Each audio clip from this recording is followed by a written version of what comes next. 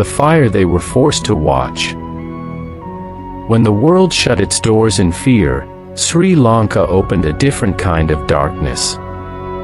A virus arrived, but what followed was not just a public health crisis.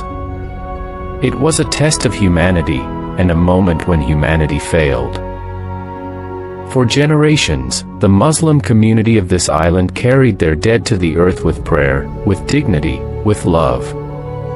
But in the year of the pandemic, that ancient ritual was taken from them, not by the virus, but by the hands of those who ruled. Families watched as hearses drove away with the people they loved, never to return. No final touch. No final prayer. Only the roar of a furnace where a grave should have been. Science said burial was safe. The world pleaded. But the government did not bend. And in that refusal, a community learned what it meant to grieve without closure, to mourn without a body, to carry ashes where memory should have rested in the soil. This is not a story about a pandemic.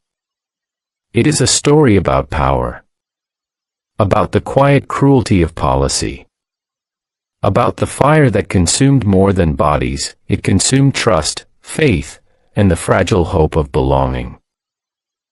Tonight, we remember what happened. Not to reopen wounds, but to refuse their erasure. Because memory is the only grave left for some of the people who were taken. And in remembering, we restore what was denied, their dignity, their humanity, their place in the story of this land. The fire they were forced to watch. A nation in fear, a community in shock. The pandemic arrived in Sri Lanka like a dark cloud, but what followed for one community was not just fear of a virus, it was fear of their own government. In early 2020, as COVID-19 deaths began to appear, Sri Lankan authorities imposed a mandatory cremation policy for all COVID victims. This was done despite global scientific consensus, including the World Health Organization's guidance, that burial posed no public health risk. For the Muslim community, whose faith requires burial, this was not merely a policy.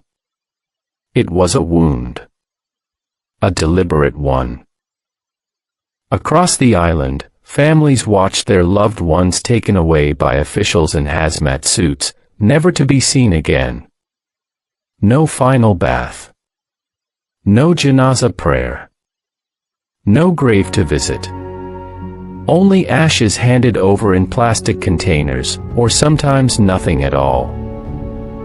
The community understood the virus. What they could not understand was the cruelty. The punitive edge, when public health became a weapon. Many Sri Lankans, including Sinhalese Buddhists, Christian clergy, medical experts, and international human rights groups, pleaded with the government to reconsider. But the ruling administration, already accused of majoritarian nationalism, held firm. For many Muslims, the message felt unmistakable. This is punishment for not voting for us. Whether or not that was the government's intention, the perception was real, and it spread like wildfire. The timing, the rhetoric, and the refusal to listen to science all deepened the belief that this was political vengeance disguised as health policy. The government's own expert committee was dissolved when it recommended allowing burials. A new committee was appointed. The cremations continued. This was not just a policy failure. It was a moral failure. The trauma, when grief was not allowed to be grief. Mental trauma. Families were denied the right to say goodbye. Mothers were told their infants, some only hours old, must be cremated. Elderly parents died alone, and their children were not allowed to see their faces one last time. The community lived in constant fear. If I die, will they burn me too? the psychological impact was immense. Imams reported a surge in depression, panic attacks, and spiritual distress. People avoided hospitals even when sick, terrified of what would happen to their bodies. Physical trauma. Some families fainted at crematoriums. Others collapsed in grief when officials forced signatures on cremation forms. There were cases where families begged on their knees, only to be ignored. The trauma was not abstract. It was lived, breathed, and carried in the bones of an entire community. The aftermath: a policy reversed, but a trust shattered. In early 2021, after international pressure, including from the UN, OIC, and global medical bodies, the government finally reversed the policy and allowed burials. But the damage was already done. What remained? And now, years later, when a prominent opposition figure from that very administration is welcomed at a religious event in the area, many Muslims feel a fresh sting. Not because they cannot forgive, but because the wound was never acknowledged. To them, it feels like amnesia. Or worse, acceptance of injustice. The ashes still speak. The pandemic has faded. The headlines have moved on. But for one community, the fire never stopped burning. This was not a natural disaster. It was a decision. A policy. A choice made by those in power. To deny a people their final prayer.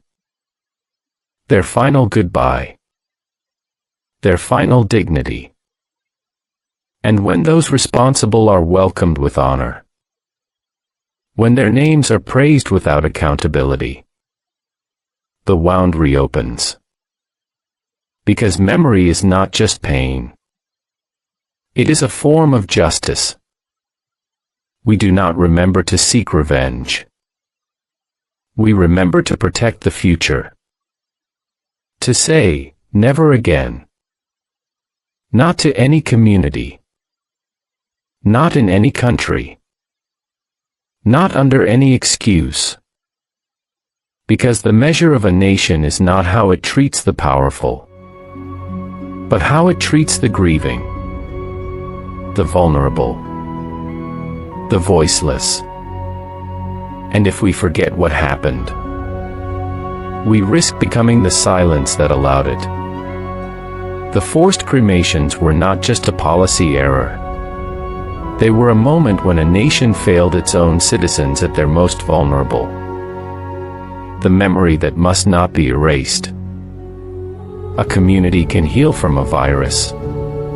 But healing from state-inflicted trauma requires acknowledgement, accountability, and remembrance. We remember so it never happens again. This is not about revenge. It is about dignity. It is about truth. It is about ensuring no community is ever treated this way again. So we remember. We speak. We frame the truth.